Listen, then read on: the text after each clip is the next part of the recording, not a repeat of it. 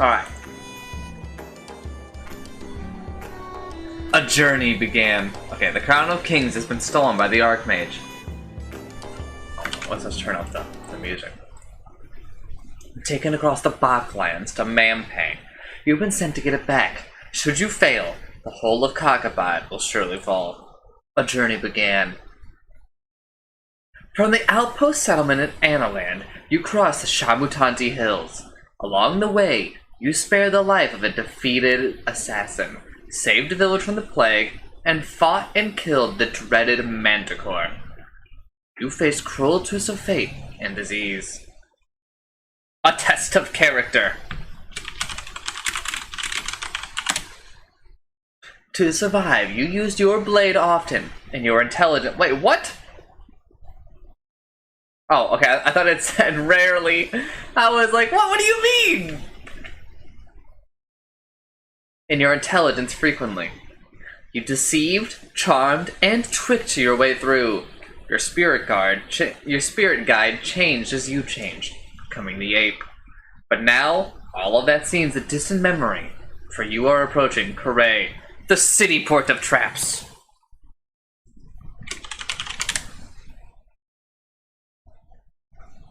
Let me fix the title real quick.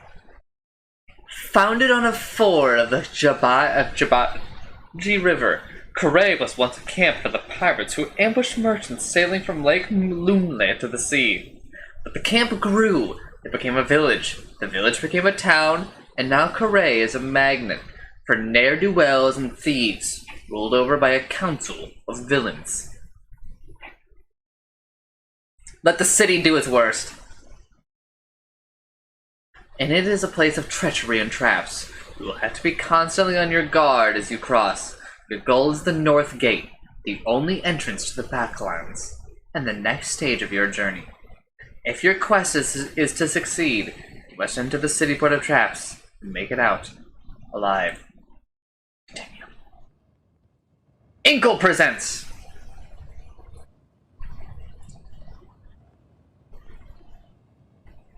Steve Jackson's Sorcery. Part 2, Karay, City Port of Traps.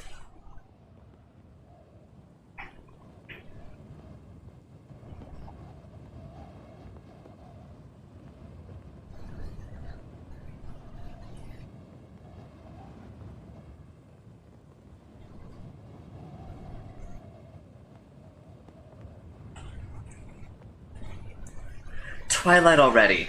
The great city of Karay has loomed large on the horizon all day, but has been slow to reach, the path tracing great loops back and forth through a deep and narrow pass.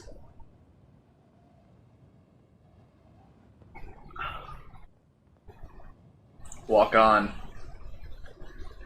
You have not seen a living soul except once, when a dark figure raced across the hilltops overhead, and then was lost from view.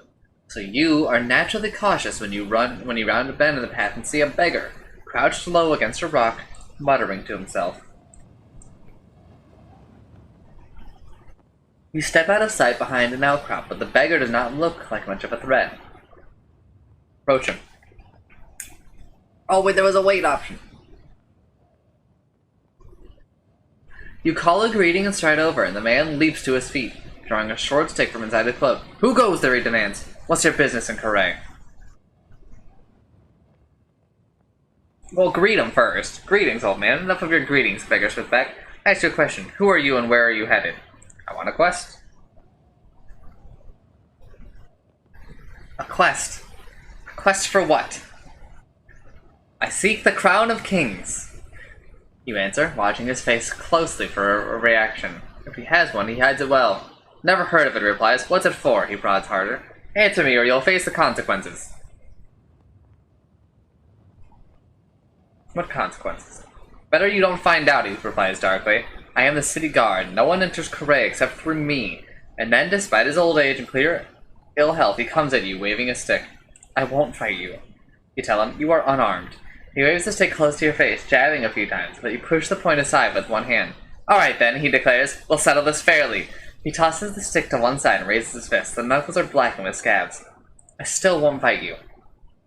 You reply, I mean it. The beggar makes a sharp, braying noise like a laugh and then lamps you on the nose. I lost his. It is surprisingly painful, and he is readying for another swing. Step away. You step back, and with that, the fight seems to drain from him.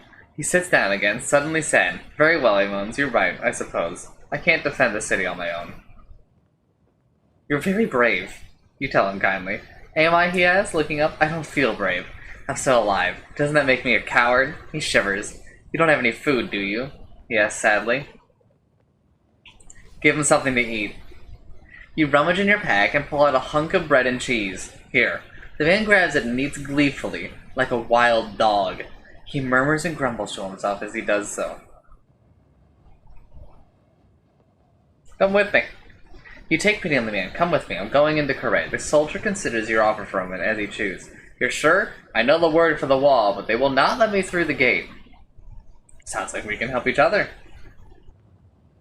He clambers slowly to his feet. A gleam of hope has entered into the poor man's eyes. Very well then, stranger. A trade.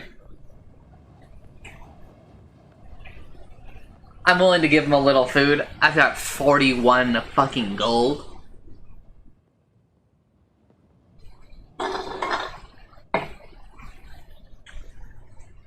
The beggar walks a few strides ahead, the ghost of military pace in his step. What's your name? Captain Tomas of the Forged Legion, responsible for the southern perimeter, he knocks his bony heels together. At your service. What are you doing out here, soldier? We were sent out to investigate sightings, a whole legion of us, back when the council felt bold. But then they locked the gate and wouldn't let us back. They locked you out of the city? They knocked the goblins out of your place. If the goblins were gone, they let us in, but they aren't gone. They're in the rocks. Goblins? Interesting. Like I told you that the goblins are mining for the secrets of the crown of kings, perhaps hoping to use its powers for themselves. What would they want with Corray? Sure, this citadel part has nothing of importance to them. What do the goblins want? He shakes his head. I don't know. They can't get through the walls, but then I think I've heard them digging, scraping at the mud in the night. The path winds through gorse and thick grass. Corray squats in a basin in the hills like a stagnant, festering pool. You turn one corner, then another, and the stone walls of the city are looming over you.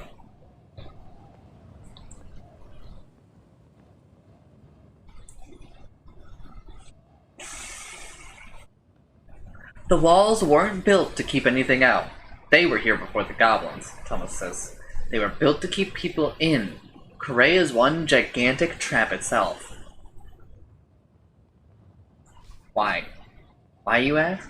Are the people inside not happy? Would you be happy, ruled by pirates and thieves, he points? Cast your eyes up. You can see them, archers, facing in both directions.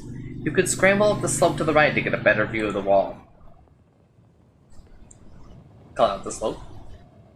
You scramble up the slope for a better view of the wall, leaving Tomas below. It seems your new friend was right. Standing atop the huge stone box is a guard with a long bow slung across his shoulder. Watch the archer. You keep watching. The guard looks this way and that, but doesn't shift from his position. Down into the pass. We're not just gonna run forward. What? There's nothing else for it. You put up a hand and call out. The archer lifts a hand and shields his eyes against the sun. Who goes there? He bellows. Friend or foe? Let Tomas answer. You wait and Tomas cries back, friend. And the watchword is Cantopani. Guard pals him over, then lowers his bow. Approach. Tomas turns and smiles at you. Approach the gate. The south gate stands before you. It is as tall as two men and would be broad enough to ride 3 horses through, if only it were open. But instead, it is locked, and there is no other way into the city. Luckily, of course, you have a key. Over to you, says Tomas, stepping back.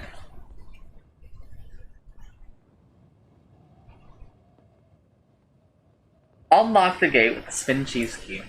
You quickly remove the Spin Chief's key from your pack and slip it into the lock. The tumblers click as the key turns. Tomas hangs back. Good work, but do you think it's safe to go through? Let's wait. Let's wait, you say, Tomas nods. A few heartbeats pass, but you hear nothing from inside the yard. Then he shakes his head. I'm going for it. Thank you, stranger. And with that, he dashes away inside. You hear nothing for a moment, then the sound of shouting voices and feet rushing away. Wait.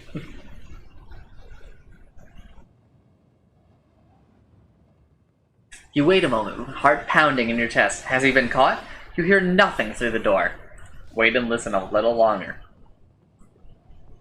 You keep waiting, then you hear them. Voices in the yard. One strides over to the gate and checks it. You hear his voice. The gate's unlocked. A moment later, the gate is thrown open. You are staring into the face of a guard. He is rigid with surprise. Then two more arrive and they act. Strong, expert hands grab your wrists. You are dragged, pulled, and forced into a low stone building just by the gate. Oh, okay. Guess I should have gone. The door of the stone building is slammed and the lock turns over behind you. You look around. The walls are stone and the windows are barred. A bench against one wall is the only piece of furniture, where an old man sits. He is dressed in dirty robes and seems in a sorry state. Read Emma.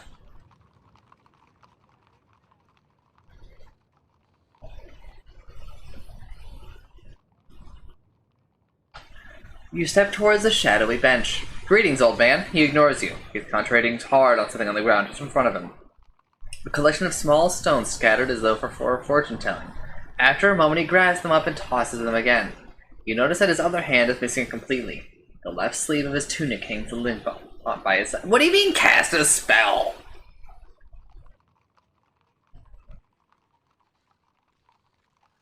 You glance upwards to the stars, and suddenly the old man shouts, "A sorcerer! I knew it!" What of it? My man says he will get us out of here, but better yet, I've not played anyone for months, and certainly not anyone smart. Sit down, sit down. Play what? Why, the old man. Why, the old man replies with a shark-like grin. Swindlestones, of course. Swindlestones. You ask him to treat stranger in town, don't know how to play? Better and better. He shows you one of his stones. It is a strange, 4-value die. Sit. He pats the bunch beside him with his one hand. Play. We can talk while I beat you.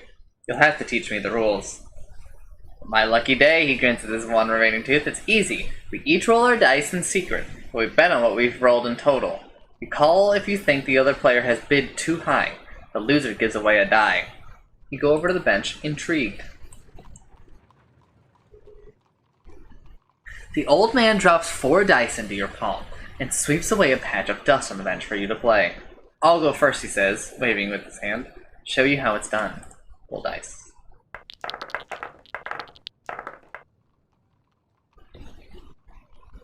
The game is simple. We roll and bet on what's come up. So for instance, I might start and bet that between us we've rolled at least 2 2s.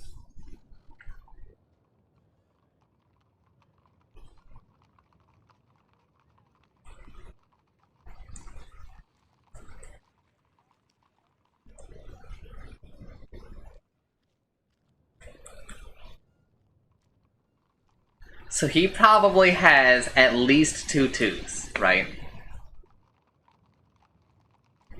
If he says that there are 5 2s, I will call him. Nothing but if I do not believe your bid, I call otherwise. I must make a higher bid myself. I will be calling. I do not believe that there are 5 2s. Only 4 2s. The round is yours. Roll dice again.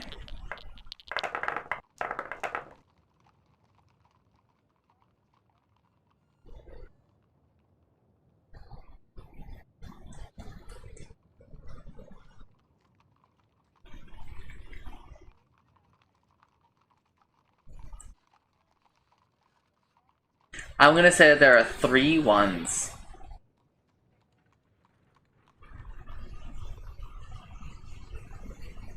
I will be calling your 3 2s. Roll dice again.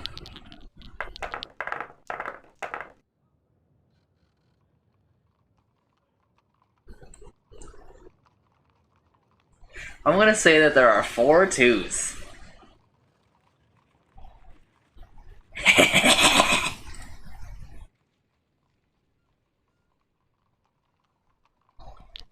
He's getting owned, dude. I'm gonna say that there are 3 2s.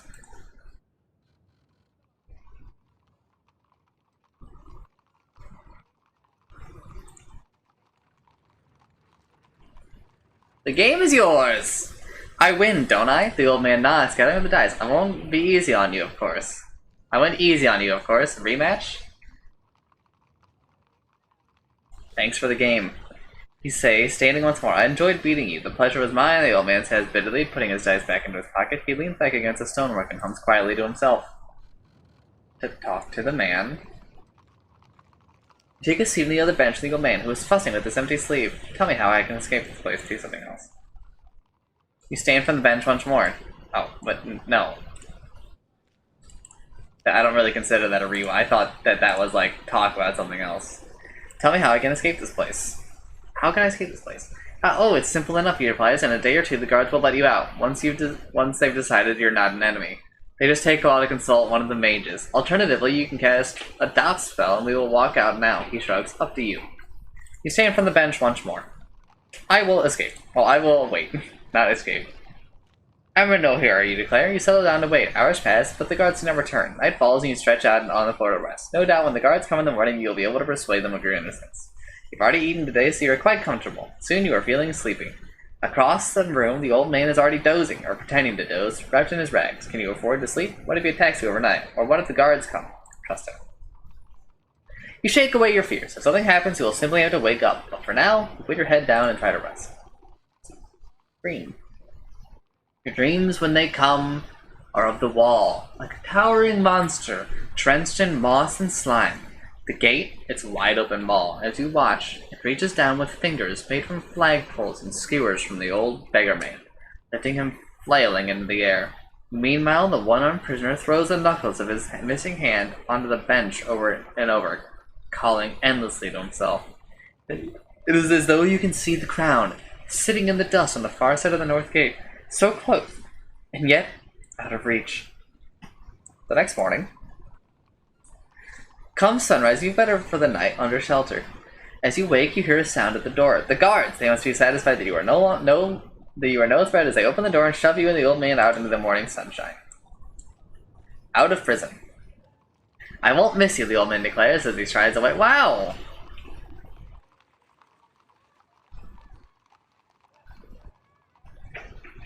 You watch him walk off and are reminded of your suspicions as to his honesty. Check your pack. Distrust turns to certainty. You check your pack. It's hard to be sure exactly, but searching through, the Bloomberg potion seems to have gone missing. You shout to the old man to slow down, but he is some way ahead now and has reached another junction and turned right. At the end of the yard, the road splits. Looking left, you see the guard lined up in rows, running drills, best not to head that way. To the right, the road leads towards the first buildings of Corée.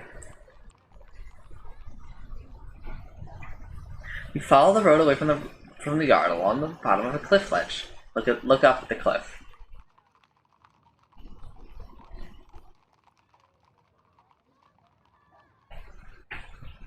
Look up at the cliff. Corée is built on a series of natural steps.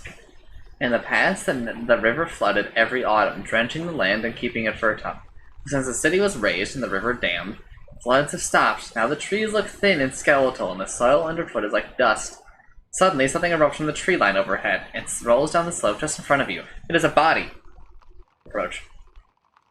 You approach carefully as the body, a black elf by the look of it, bumps and batters its way down the slope to land in a rough heap.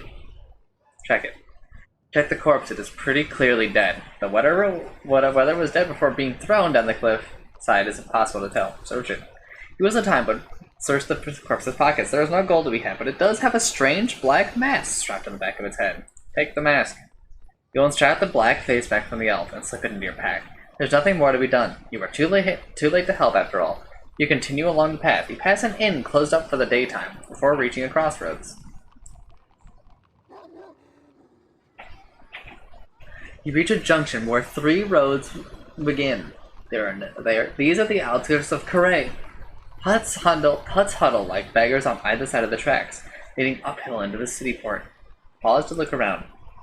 It must be clear to everyone around that you are a stranger in these parts. The city's inhabitants, a multitude of malevolent creatures who would kill for the laces of your boots, turn to watch you as they pass. You are a sport, a figure to be jostled and robbed, the one who will most likely fall prey to the strange, elaborate system of traps laid across Corée by the early settlers to protect themselves from one another. Look at the paths. There are more people here than you've seen in a long time. You cast an eye across the faces to see if any are Flank or the assassin you met outside Torapani, your only friend in this city. You see no sign of the old man from the prison. He has scarpered already. Look left. To left you see a group of scruffy youngsters walking up the road with packs on their back. Look ahead. Ahead is the main road in the center of Correa. Its surface rutted from cartwheels further in the distance you see fields. This is the route taken by supply wagons to the docks. Right. To the right, you could just catch a glimpse of the old man disappearing into a hut a little further up the track. The business of the place is confusing, but you will have to simply strike out. North Gate awaits. Just at that moment, a cart rolls down the road from the right and careens around the corner to take the main track ahead.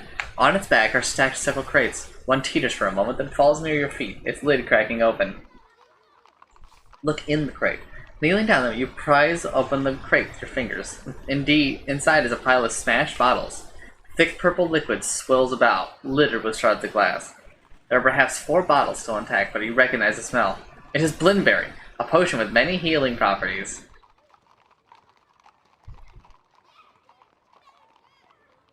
Take 2.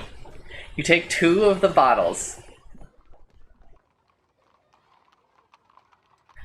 Wipe them down as best you can on the grass nearby and put them into your pack. A lucky find indeed. We're chasing the old man. You head right, following the old man who stole from you, until you reach the hut you saw him enter.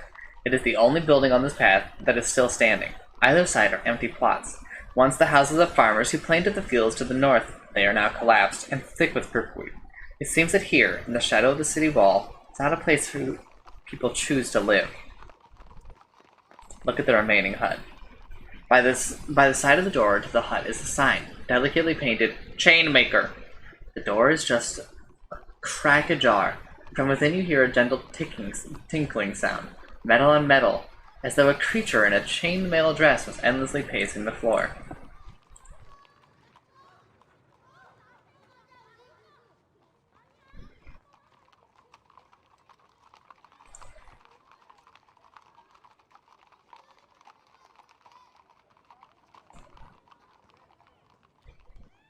Listen at the door, look ahead, and make a move. Listen at the door.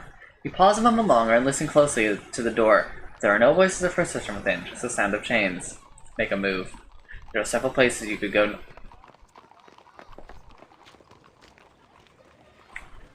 The Chainmaker. You push open the hut door, and enter. It is dark inside. The floor is sawdust, and the air smells of oil, polish, and burnt metal. From the ceiling, hanging like ivy, are metal chains of all lengths and thickness. Some suitable for machinery, some for oxen, others for arms and feet. The chains shift and whisper to themselves. There seems to be no one here. No sign of the old man, although a second door is open to the far wall of the hut. Search the room. No shop owner in Correa should have their wares unattended. Begin to carefully search the room, trying to set the chains to rattling.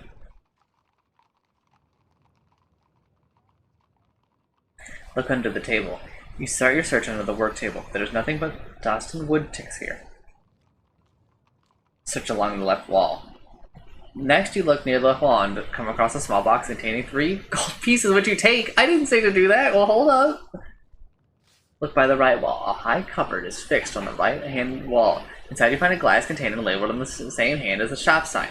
Blimberry juice, which you take. So you now have 3 lots of the potion. Look by the far door. You come across the room to see it's the other end of the room, moving as quietly as you can, but halfway over, a chain-linked net drops from the ceiling and knocks you to the ground with a tremendous clatter. You've triggered a trap! There is shuffling in the back room. Someone is coming. Wait to see who comes. There is no fighting with the heavy chains. You wait. A shadow appears in the doorway. It's the old man from the prison. He recognizes you and chuckles. Ah, my friend, he declares victoriously. You escape one prison only to get caught up in another. You are most unlucky. You are a thief. Well, of course I'm a thief. You met me in prison. I live in Correa. For Throff's sake, you better get used to it. Help me out of here. Now, why would I do that? Is the Chainmaker here? Oh yes, I'm angry. He's just occupied a moment, but he's coming this way. Very interested to see who's triggered his little trap and what they were doing.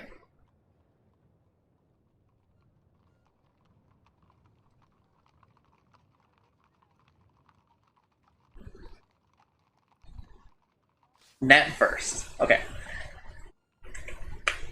I'll give you 3 gold pieces. Just get me out of here. The man nods. It's a deal, he narrows his eyes, but only because I'm betting you just found those coins lying around in here. He holds out his hand to accept the money. Net first. The old man considers this for a moment, then agrees. Leaning down to the chain, he murmurs some kind of password. A few links levitate up into the air, creating a wide enough gap for you to crawl through. Pay him. You shove the coins into his hand. He pockets them and thanks you. Then he whispers another word, and the net drops back to the floor, and with that, and to your horror, he simply walks away. A moment later, another figure... Oh! I misinterpreted what that meant. I would like to rewind. When it said slip away, I thought it meant, like, try to run without paying him. Not like, I'm still in the net. Right? I thought it was like trying to dine and dash sort of deal. Nah, I'm still in it. That's my bad.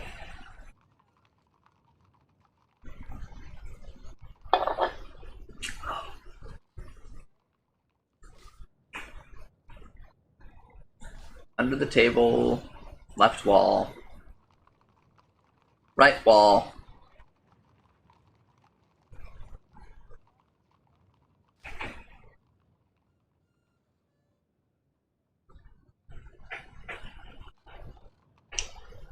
Searching around near the door to the shop, you find a copper key. This is also what I meant to do, by the way. I just misclicked before. It is carefully stashed into a crack in the wall, as though secret and valuable. It is far too small to be the key to the shop door. You take it and put it in your pack. Look by the far door. I get trapped. Wait to see who comes. Help me out of here. You're a thief. Chainmaker here. Bribe him. Net first. Slip out.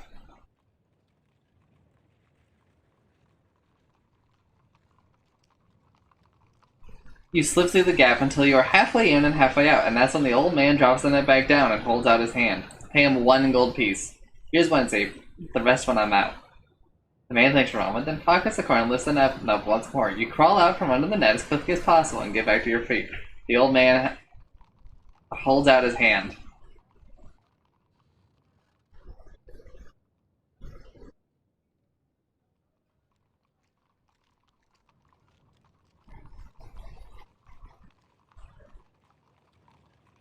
Pay him. You pay the man another 2 gold piece and he looks genuinely surprised. You seem a decent enough soul, he remarks. I've not seen one of those in so long. I've forgotten what they were like. With a nod, he heads out into the street. Follow him.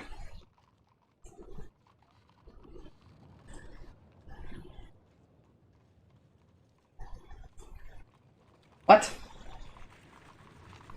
No, I thought you meant, like, follow him. Not... Well, no, I want to go because I want to... Why is it so misleading?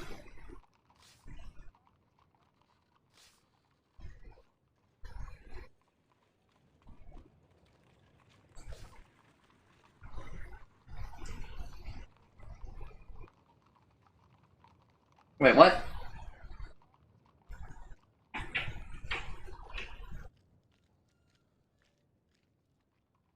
Wait, I didn't do that, right? What? Search the room. Search along the left wall. Get the gold. Look near the door to the shop. I get the key. Oh, what? Why is this happening? Search the room. Look under the table. Left wall. Right, and then we get that. Search along the right wall. Look near the door to the shop. Look by the far door. Wait to see who comes. Help me out here. You're a thief. Chainmaker here. Bribe him. Net first. Flip out. AM1. Pay him. I'm gonna wait for the Chainmaker. You let him go, turning your attention to the door at the back of the room. The shop owner appears, a huge, burly, angry-looking Spin. Intruder, is it? He roars. You stand tall. The Chainmaker growls fiercely and snatches up a particularly heavy length of metal, holding it like it was thread.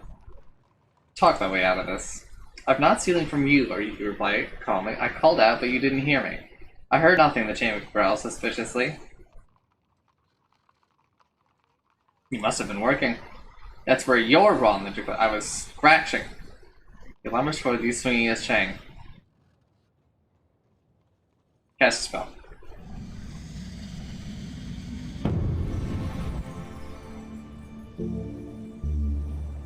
Raz? No, come on. Well, you don't need to fireball him.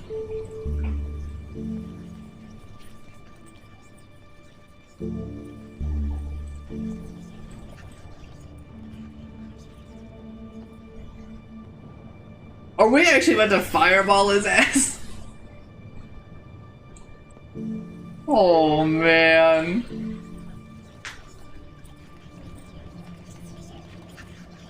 Alright, we're fireballing him.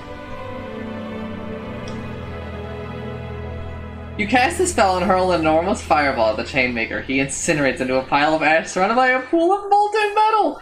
With the Chainmaker dead, you quickly look what he has left behind and find 4 more gold pieces. On the way out of the shop, a silver chain catches your attention. Look at it. Silver chain is clearly enchanted. The ends seem to snap and bite at one another, like amorous snakes.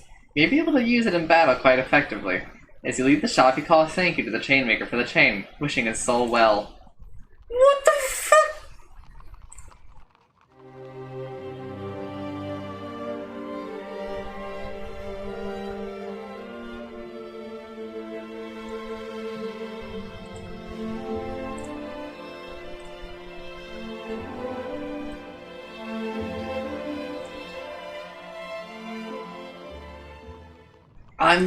I gotta know. Again, I'm willing to go back and do everything I just did. What happens if you just call it a greeting?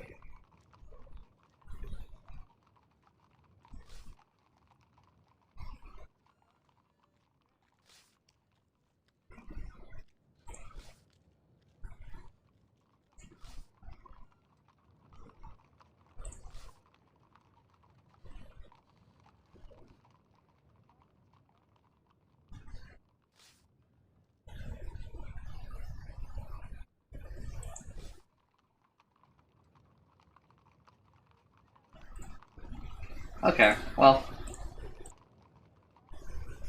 Time for me to do all that stuff again. Search the room. Left wall. Under the table. Right wall. Near the door. By the far door. What happens if you just wait there, though? I'm curious.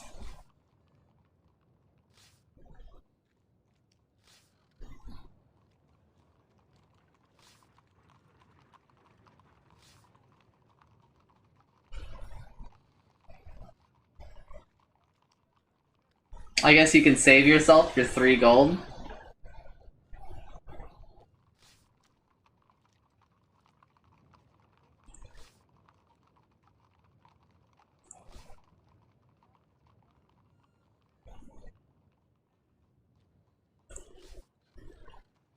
I wonder if you buy the chain, if he's more like accepting or whatever, right?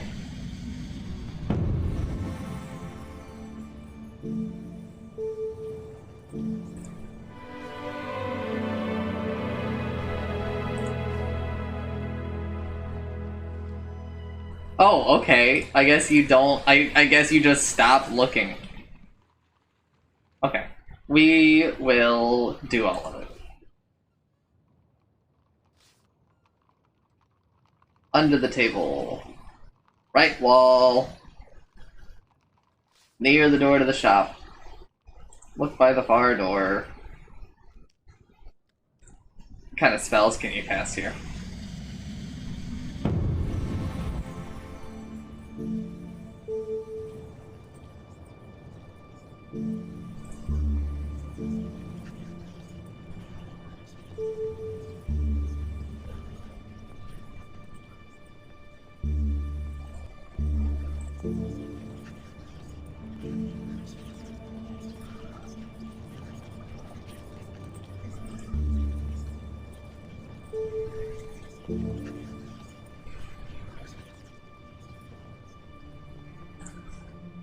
Interesting.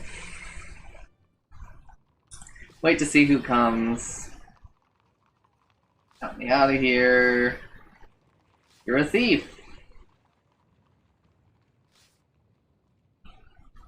Bribe him. Net first. Slip out. Pay him one. Pay him.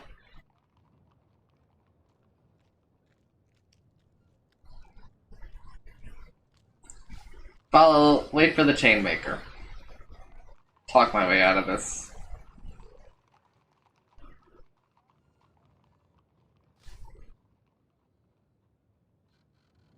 What?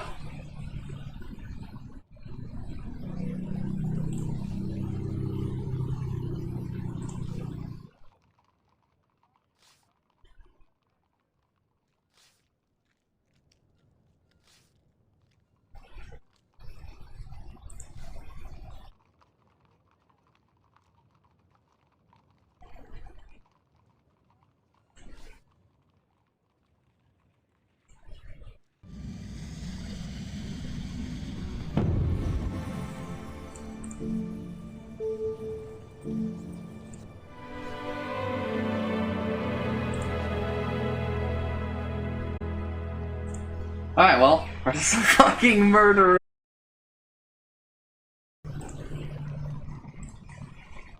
Alright, I think we will call it here for sorcery.